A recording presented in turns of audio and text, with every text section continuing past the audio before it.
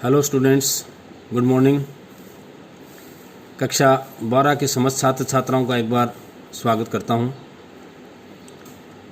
अभी गत कालांश में जब हमने पढ़ा था हरिवंश राय बच्चन को, हरिवंश राय बच्चन की आत्म परिचय कविता मैंने आपको बहुत अच्छी तरह समझाने का प्रयास किया और मुझे विश्वास है कि वो कविता आपने अच्छी तरह समझी होगी और उसके तमाम प्रश्नोत्तर भी आपने किए होंगे, साथ ही उसका भावार्थ भी आपने किया होगा। चलिए आज हम एक नया अध्याय शुरू करते हैं जो आपकी पाठ्य पुस्तक का 8वां अध्याय है और इस कविता के लेखक हैं कुंवर नारायण। प्रिय विद्यार्थियों, कुंवर नारायण आधुनिक कविताओं के बहुत श्रेष्ठ कवि माने गए हैं, या कह सकते हैं नई कविता दौर के सबसे श्रेष्ठ कवि माने गए हैं।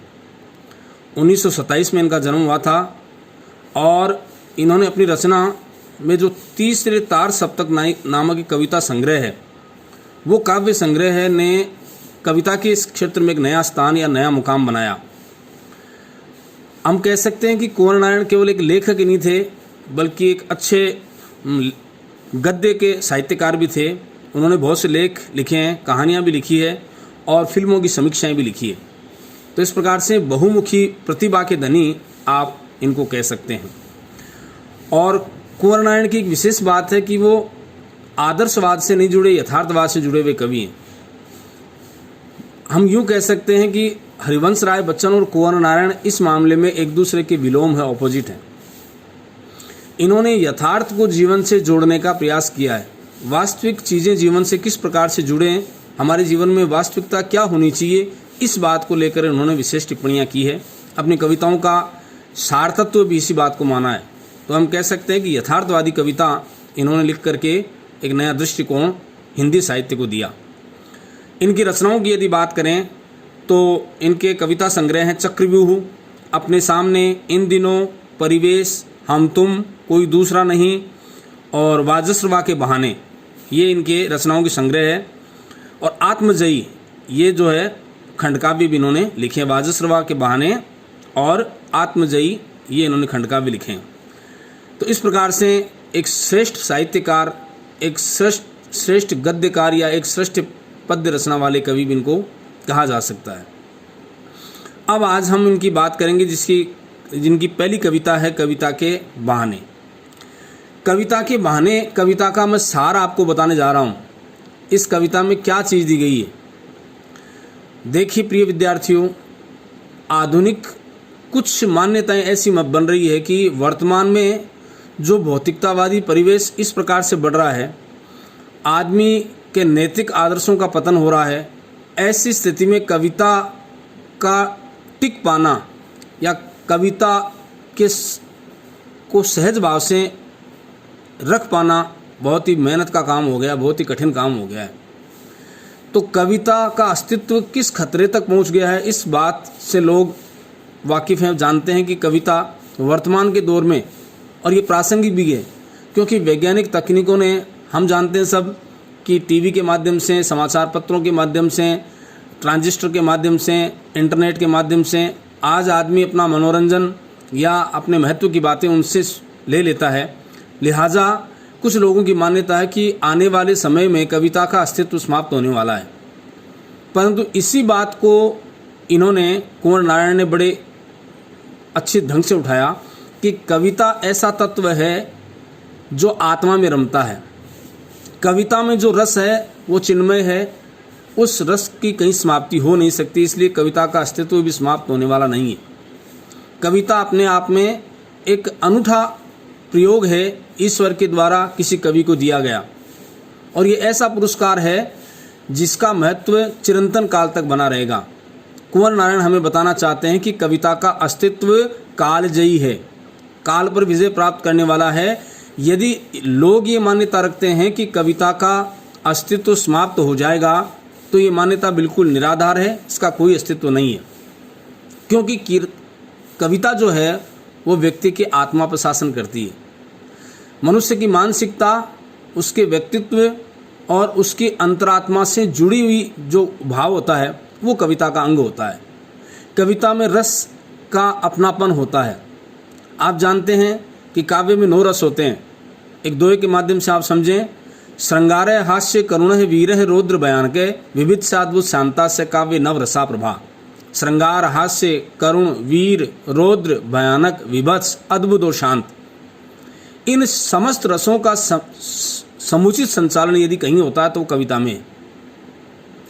कविता एक आंगिक चेष्टा नहीं है, कविता एक मानसिक भाव है, एक मन के वो गहन विचार हैं जो अंतरतम में छुपे हुए रहते हैं। कविता एक सा जरिया है जो उन विचारों को प्रकट किए कर सके।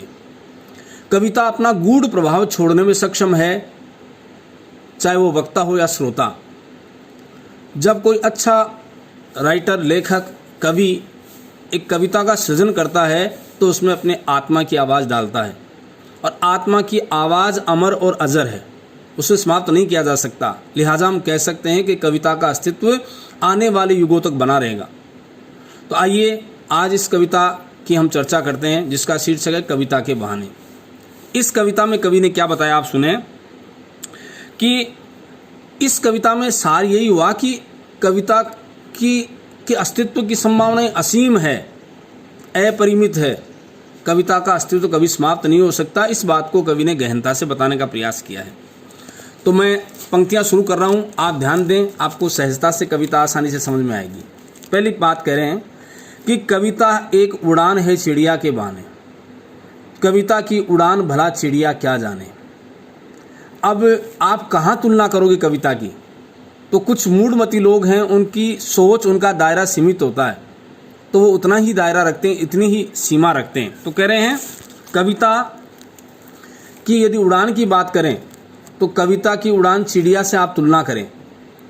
याद रखें कि चिड़िया की उड़ान की एक सीमा है, एक अंत है, लेकिन कविता की उड़ान की कोई सीमा, कोई अंत नहीं है।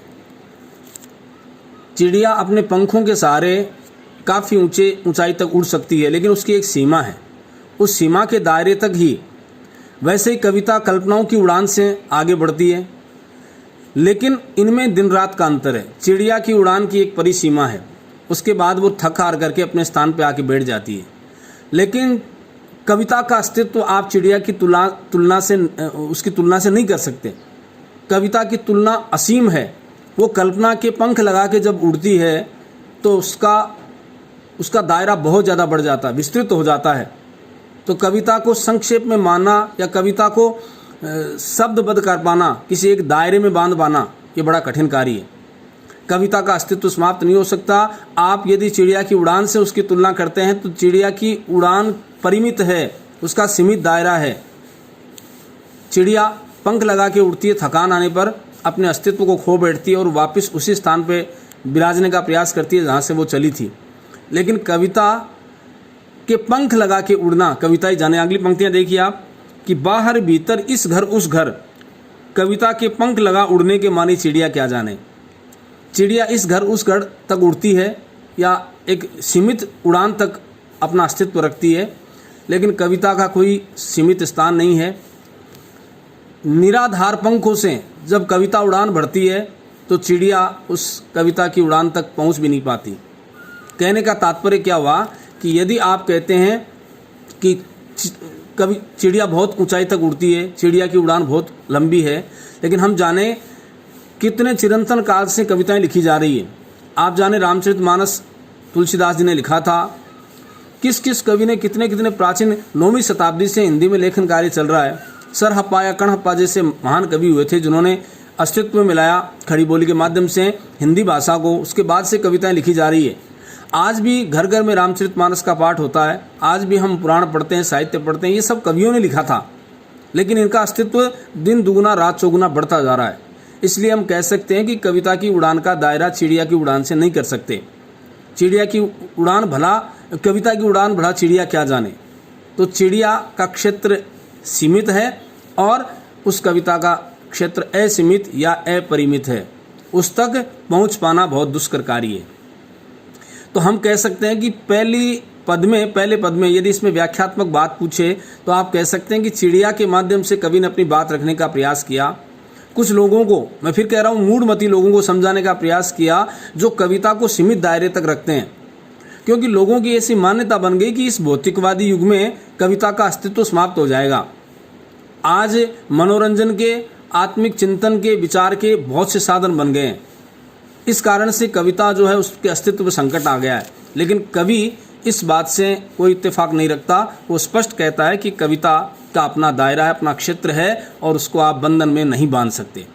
अगले पद में हम देखते हैं, उसमें फिर कविता से किसकी तुलना की गई है कि कविता एक खिलना है फूलों के बहाने। कविता खिलती है। अब अगर आप उससे तुलना करें फूलों से, तो साहब फूल के खिलने से कविता की तुलना करना क्या लाजमी है, उचित है? तो कुंवर नारायण बताते हैं कि ये बिल्कुल अनुचित है। फूलों को खिलने का एक दायरा है।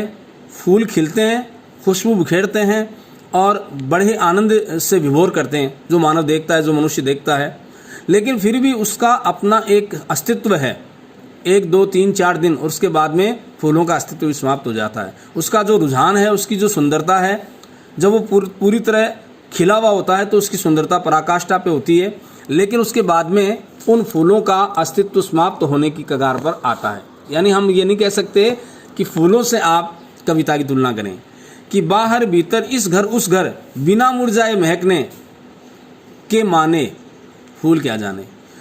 अब फूल खिलते हैं, हम उसको माला में पिरो करके ईश्वर को दरबार में अर्पित करते हैं, उनके चरणों में रखते हैं, गले में पहनते हैं और बड़े ऐसा महसूस करते हैं गौरवान्वित कि हमने फूलों की पुष्पहार पहने हैं या फूलों के महत्व को हमने समझा है। लेकिन वो फूल क्या अपना अस्तित्व सदा बनाए रख सकते हैं? उनकी खुशबू सदा बनी रह सकती है? शायद नहीं। तो फिर कविता की जो खुशबू है, कविता का जो आनंद है, अंतर मन को उद्वेलित करने की जो ताकत है, शक्ति है, वो उस फूल के खिलने में नहीं हो सकती। तो फूलों का खिलना, उसका दायरा भी सीमित है। वो प्रसन्न करते हैं लेकिन क्षणिक, उसका परिवेश सीमित है। लेकिन कविता मन को आनंदित करती है, मन में जो सुगंध और जो मनोभाव भरती है, उनका कहीं अंत नहीं है। इसलिए हम कह सकते हैं कि आप किसी भी प्रकार से फूलों के खिलने से कविता की तुलना नहीं कर सकते। तो क्योंकि फूल कुछ दिन खिलने के बाद मुरझा जाता है और कविता की सुगंध है वो बरकरार रहती है, वो आने वाले युगों तक महकती है, आगे आने वाली पीढ़ियों तक महकती है। मैं एक छोटा सा उदाहरण आपको देना चाहता हूँ। मान लीजिए यही कविता जो आप पढ़ रहे हैं, ये कविता कुंवर नारायण, ये कितने वर्षों से हमारे पाठ्यक्रम में संचालित है। चलो ये तो पाठ्यक्रम में संचालित है, लेकिन लेखक ने तो कभी की ये कविता लिख दी थी। तब से न जाने कितने लाखों करोड़ों लोगों ने इस कविता को पढ़ा, उसका आनंद उठाया। आप उठा रहे हैं। आज 20-30 लाख जो लोग बोर्ड परीक्षा में एग्जाम देंगे, वो भी इस कविता को पढ़ रहे हैं। उनको पढ़ाने वाले टीचर्स जो लाखों की संख्या में, वो भी पढ़ रहे हैं। आने वाले आपके भाई होंगे, वो भी अगले साल पढ़ेंगे। न जाने कितने समय तक पढ़ते चले जाएंगे और उसमें लिखे हुए भाव वो आपको आनंदित करते रहेंगे। तो हम कह सकते हैं कि कविता का अस्तित्व समाप्त नहीं हो सकता। उसकी तुलना ना चिड़िया की उड़ान से कर सकते हैं क्योंकि उसका दायरा सीमित है, ना आप फूलों के खिलने से कर सकते हैं क्योंकि फूल खिलने के बाद में मुरझा जाते हैं, लेकिन कविता अपना अस्तित्व कभी समाप्त करती नहीं। आगे चलते हैं। अब कविता एक खेल है बच्चों के बहाने। ये अच्छी बात कही कवि ने, कविता एक खेल है बच्चों के बहाने। अब इसमें क्या कहा वो आप समझने का प्रयास करें। इसमें कहा कि कविता एक खेल है बच्चों के बहाने। बच्चे क्या होते हैं? निर्मल, स्वच्छ, जिनका मन होता है, जिनका हृदय कोमल होता है, जिनके अंदर कोई दुर्भावना नहीं होती, वो निश्चल एकदम पवित्र होते हैं, उनकी आत्मा विशुद्ध होती है। ऐसी विशुद्ध आत्मा में ईश्वर का निवास होता है। और आप मान के चलें कि कविता के उस अंतरात्मा में, अंतर्भाव में भी ईश्वर का ही अस्तित्व होता है। तो ये तुलना आपकी लाजमी है कि कविता एक खेल है बच्चों के बहाने। इस घर उस घर एक कर देने के माने बच्चा ही जाने। बच्चों के अंदर कोई दुर्भावना नहीं होती, यह मेरा वह पराया, कोई ऐसा कभी नहीं सोचता। आप उदाहरण देखते होंगे, दो पड़ोसी होते हैं, आपस में झगड़े फसाद हुए हैं, लड़ाई हुई है, आपस में बोलचाल भी नहीं है, बिल्कुल बातचीत नहीं करते, लेकिन उस घर के बिल्कुल छोटे छोटे बच्चे यदि बाहर आंगन में खेलेंगे, बाहर अपने मोहल्ले में खेलेंगे, तो उनके मन में कोई भाव नहीं होगा कि हमारे पिताजी आपस में बोलते नहीं, हमारी माताजी आपस में बोलती नहीं है। उनके मन में ऐसी कोई दुर्भावना नहीं है, वो निश्चल पवित्र भाव के होते हैं। कविता की तुलना बच्चों के खेल से कर सकते हैं क्योंकि इस घर उस घर एक कर देने के माने तो बच्चा ही जाने। बच्चे अपने पराये का भेद भूल करके समर्पित भाव से एक दूसरे से मिलते हैं उनकी आत्मा इतनी निश्चल होती है कि उनको पता ही नहीं कि वैर होता क्या है, दुश्मनी क्या होती है। उनके मन में सदा पवित्र भाव, मित्रता और प्रेम का रहता है। कविता यही तो जोड़ने का काम सिखाती है। कविता हमें आपस में एक करने का काम सिखाती है। कविता का कहाँ अंत करोगे? क्या बच्चों की कल्पनाओं का कोई अंत है? बच्चे हवाई किले बनाते हैं, बच्चे खेलते हैं, ना जाने कहाँ से कौन से संसार में पहुँच जाते हैं। आपने भी बचपन में देखा होगा, जब आप खेलते थे, आप न जाने कहीं से कहीं हवाई यात्रा करते, कभी चंद्रमा में चले जाते, कभी सूर्य की प्रदक्षिणा करके लौट आते। ये सब कल्पनाओं के खेल होते थे और इनकी कोई सीमा नहीं होती। बच्चों के अंदर पवित्रता होती है, वो सात्विक भाव रखते हैं, मनोयोग से वो ईश्वर तुल्य होते हैं, मन में उनके ईश्वर का अंश होता है। इसलिए हम कह सकते हैं कि बच्चों के साथ कविता की उड़ान की तुलना करना लाजमी है, क्योंकि कविता निश्चल भाव से एक स्थान से दूसरे स्थान तक चिरंतन काल तक चलती रहती है, उसका अस्तित्व बरकरार रहता है। कल्पना जिस प्रकार बच्चों की, जिसकी कोई पराकाष्ठा, कोई सीमा नहीं है, वैसे कविता के भावों की कोई सीमा नहीं होती। कवि के मन में किस प्रकार के अंतरतम के गूढ़ विचार जो उसने अपने मन में पैदा किए, उनको सार्वजनिक वो करता है, तो उन विचारों से एक आम श्रोता अनभिज्ञ होता है, क्योंकि अलग अलग कवि होते हैं, अलग अलग विचार होते हैं, अलग अलग भाव होते हैं। एक आम नागरिक, आम व्यक्ति उनसे अनभिज्ञ होता है।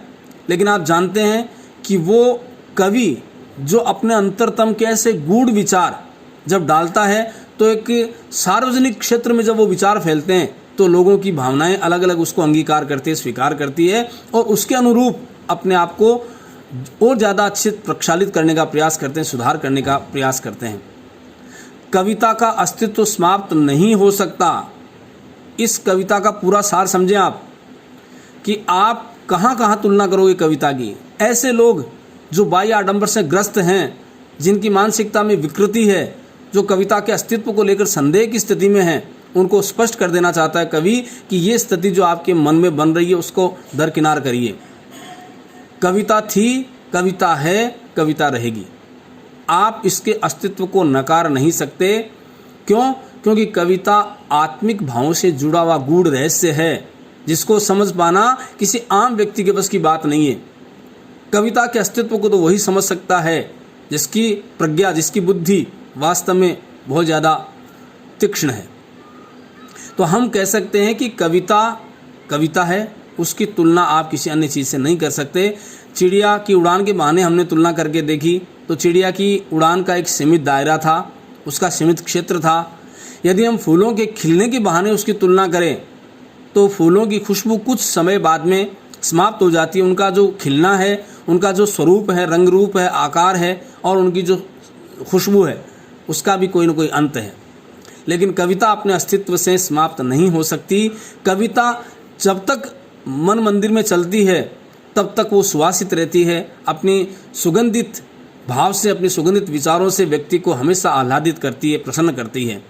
हाँ, ये आपको तीसरा पद जरूर ध्यान रखना चाहिए कि जिस प्रकार से बच्चे निरपेक्ष भाव से एक दूसरे से मिलते हैं, अपना खेल खेलते हैं, अपनी कल्पनाओं में जाने कैसे कैसे नियम गढ़ लेते हैं, कैसी कैसी बातें जान लेते हैं, तो उनकी तो कोई सीमा नहीं होती। ये तुलना करना ठीक है कि बच्चों के खेल से यदि कविता की तुलना करें तो ज़्यादा लाजमी है।